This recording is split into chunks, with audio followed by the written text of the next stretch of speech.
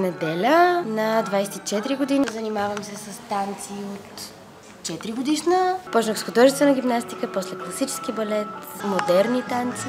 Сега малко народни танци в надпис. Като бях на 10, примерно. Бяхме в балета на Кой е по-понай. И...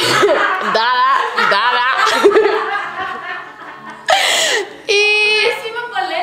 Имаше. Направих батман, дигнах си кръка много високо и обувките ми бяха големи. И едната изхвърча и удари оператора по главата. И пак там танцувах с счупен крак веднъж, защото го струших предната вечер, ама трябваше да имаме снимки сутринта. Ето и казах, че съм с счупен крак и не мога. Обаче хореографът така, че няма как има снимки и после мога да си гипсирам цялата, ако искам. Но първо ще танцувам и след това. Бях на много интересен кастинг. Танцувах си аз каквото си бях решила да си танцувам. Те ми казаха много хубаво, след което сложих един стол и ми казах, сега трябва да съблазниш този стол.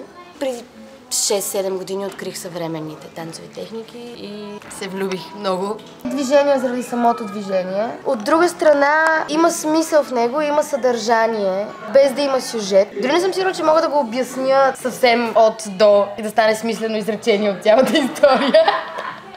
Всичко тръгва от едно движение и това почва да се развива и може да стигне до всякъде. И му е позволено да стигне до всякъде. А не си дигай толкова много кръка, защото другите не могат чак толкова много да си дигнат кръка. От една страна изкуството е плод на вдъхновение и на моментно състояние. От друга страна не може да чакаш постоянно моментно състояние. Имаше в Цирк дю Солей един, то не е само там, на много места има, но там за пръв път май видях. Един от акробатите им е с патерици. Този човек лети. И като го видиш това и нямаше извинение. Нямаше извинение да те мързи. Като ходех на гимнастика, аз бях много малка, аз бях на 4-5.